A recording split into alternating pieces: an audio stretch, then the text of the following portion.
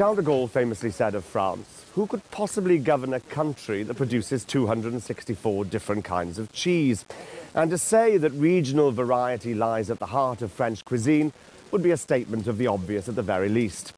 But here in Brittany, they've taken variation to an extreme, because the food you'll find here differs significantly from the French norm. Which brings me back to cheese. This is one French region where cheese is distinctly absent.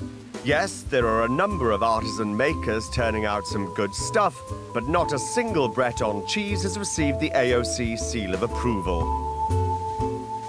The Appellation Origine Contrôlée, France's official gold star awarded to its leading wines, butters, other agricultural products, has eluded Breton cheese. Not surprising, because they've only been producing it here in any quantities since the Second World War, and so there's no particular type that characterises the region. This is a cheese made of cow's milk. It's a soft cheese. It's mild. Tastes a bit like Philadelphia. It may be the sea that's impeded the development of any meaningful relationship between the Bretons and their livestock. Brittany, after all, is a peninsula, and Bretons take their seafood very seriously. Cancale on the north coast is the region's oyster capital, and any day of the week you can wander through the town centre and sample the fated bivalves. 200 years ago, oysters were a staple of the working classes. Nowadays, these are the shellfish of choice for the haute bourgeoisie. And here in Cancale, you can pick up a dozen for around €3. At the Ferme Marine, you can learn all you ever wanted to know about oysters on a tour. You can even watch the workers cleaning and shucking. Marie-Cécile, what's so special about the oysters from here? The specific taste of the oysters here is due to the particular environment of Cancale.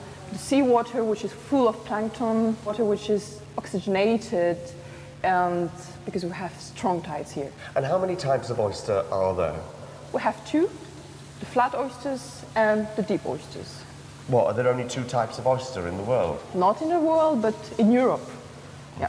That surprises me. So what you're saying is the reason they taste different is purely because of the place that they're grown? Yeah, sure.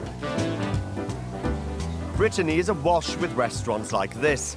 Teacock in the achingly pretty village of Locranon is a typical Breton eatery serving the local delicacy.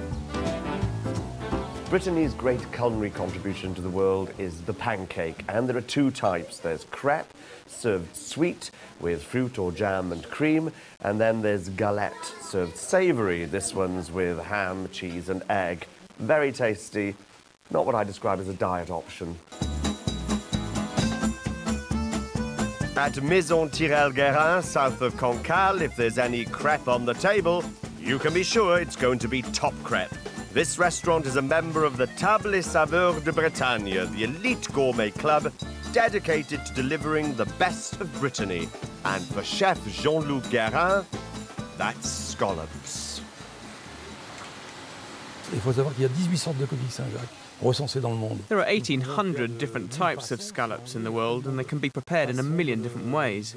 At the moment, we have about 10 different ways of cooking them, and we change these from year to year. We're always trying out new recipes because it's so popular with customers. In fact, I'd say about 95% of people like scallops.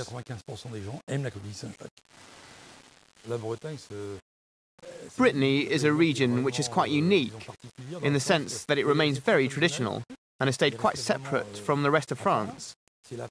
In fact, in the past, the whole of Brittany lived off fish in the sea.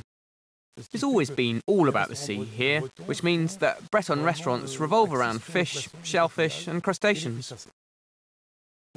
Today, Brittany is one of the regions with the most Michelin-starred restaurants in France. Wine is another French product that has gone by the wayside here. The grape has been ousted by the humble apple.